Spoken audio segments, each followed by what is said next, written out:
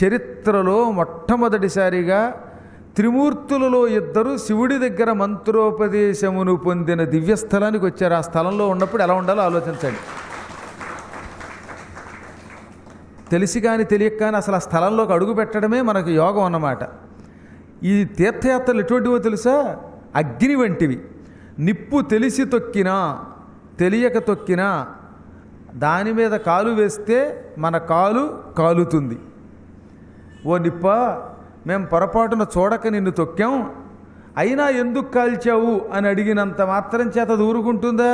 అది నిప్పు. నువ్వు చూసి తొక్కినా చూడక తొక్కినా నిప్పు తొక్కేవు కనుక కాలుతుంది.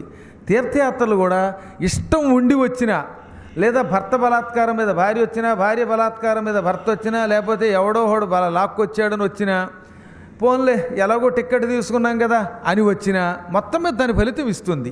కానీ తెలిసి చేస్తే దేనివల్ల అయినా లాభం ఎక్కువ ఉంటుంది. మనం ఒక ఉద్యోగంలో ప్రవేశించాక ఆసక్తితో ఇష్టంగా మార్చుకుని ఉద్యోగం చేస్తే కీర్తి పొందుతాం, సంపదలు పొందుతాం.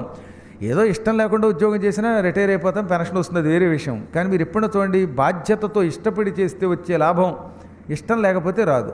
అలాగే క్షేత్రాలకు ఎలాగో వచ్చాం కనుక ఉన్నంతకాలం అత్యంత భక్తిని ఈ క్షేత్రం మీద పెట్టుకుని మనస్సుని సంపూర్ణంగా నిమగ్నం చేసి అప్పుడు గనక ఇక్కడ శివపురాణాన్ని వింటే ఏనాడో మహానుభావులంతటి వాళ్ళు ఉపదేశం పొందిన దివ్యస్థలం కనుక ఈ దివ్యస్థలంలో విన్న కథ ఒత్తప్పుడు విన్న కథ కంటే కొన్ని 1000 రెట్ల ఫలితం ఇస్తుందన్నమాట. వేలాది రెట్ల ఫలితం ఇస్తుంది. సహజంగా శివపురాణాన్ని ఎక్కడ విన్నా ఫలితం వస్తుంది. కానీ ఇక్కడ వింటే, ఒకసారి వింటే వేలాది పర్యాయములు పురాణము విన్నంత మహాఫలితం వస్తుంది. ఇక్కడ చేసే దానం తక్కిన క్షేత్రాల్లో చేసే దానం కంటే అధిక ఫలితం ఇస్తుంది. ఇక్కడ చేసుకునే అభిషేకం ఏకకాలంలో 7 సముద్రాలలో స్నానం చేసి అక్కడ అభిషేకం చేసుకుంటే ఏ ఫలితం వస్తుందో ఆ ఫలితం ఇస్తుందన్నమాట. అటువంటి దివ్యస్థలం ఇది. తర్వాత బ్రహ్మ విష్ణువు ఇక్కడ 1000 సంవత్సరాలు పూర్ణం వర్ష సహస్రంతు అంటాడు శివపురాణంలో. 1000 సంవత్సరముల కాలం ఇక్కడ పంచాక్షరీ మంత్ర జపం చేసుకుని ఆ తర్వాత తీర్థయాత్రలు ముగించుకొని తమ తమ లోకాలకు వెళ్ళిపోయారు. ఒకప్పటి మాట, నారద మహర్షి తాను పుట్టిన కొత్తల్లో ఓ మహాతపస్సు చేశాడు. హిమాలయ పర్వతాలకు వెళ్ళి ఏకదీక్షతో ఆయన నిరంతర నారాయణ భక్తిపరుడు గనక ఓం నమో నారాయణాయ తుభ్యం నమః ఈ మంత్రాన్ని అనుష్ఠానం చేసుకున్నాడు. అలా కొంతకాలం తపస్సు చేస్తూ ఉంటే ఇంద్రుడికి అనుమానం వచ్చింది. ఇంద్రుడికి ఎప్పుడు ఒక అనుమానం ఏమిటంటే, ఎవరైనా తపస్సు చేస్తే ఈ తపస్సు చేసిన వాడు తన ఇంద్ర పదవి ఎక్కడ లాక్కుంటాడో అని ఆయనకి భయం.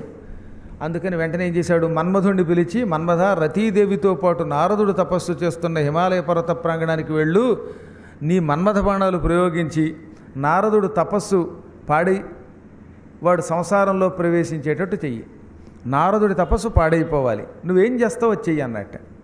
మన్మధుడు తలుచుకుంటే ఎంతటి వాడినైనా తపస్సు మాని బయటికి పరిగెత్తేలా చేయగలడు.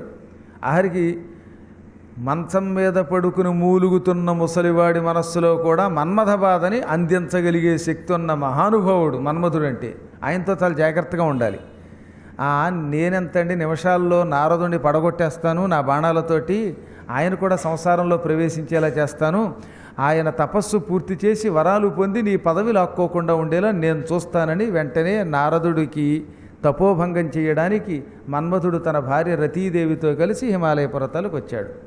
అక్కడ హిమాలయ పర్వత ప్రాంగణంలో కళ్ళు మూసుకుని ఓం నమో నారాయణాయ అని జపం చేస్తున్నటువంటి నారదుని దగ్గరికి వెళ్ళి ఓ బాణం కొట్టాట. అరవిందం అశోకంచ చోతంచ నవమల్లిక నీలోత్పలంచ పంచైతే పంచబాణస్య సాయకాః. తామర పువ్వు, అశోక పుష్పం, మామిడి పువ్వు, అప్పుడే వికసించిన మల్లె పువ్వు, నల్ల కలువ పువ్వు, ఈ 5 పువ్వులు మన్మథునికి బాణాలు. మన్మథుని దగ్గర 5 బాణాలు ఉంటాయి. ఎన్నిసార్లు తీసినా వెళ్ళి ఆ బాణం ఒకటి రెడీగా ఉంటుందన్నమాట ఆయనకి. ఈ 5 బాణములు ఏమిటంటే పూల బాణాలు. ఒకటేమిటి అరవిందం తామర పువ్వు, రెండోది అశోక పుష్పం, మూడవది చోతం మామిడి పువ్వు అన్నమాట. నవమల్లిక వికసించిన తాజా మల్లె పువ్వు, నీలోత్పలం నల్ల కలువ పువ్వు. ఇందులో ఒక్క బాణం కనుక వేశాడా ఇక వాళ్ళు పారాయణ చేయరు, పురాణం వినరు, పరుగు పరుగును వెళ్ళిపోతారట. అంతటి భయంకరమైనవి మన్మథ బాణాలంటే.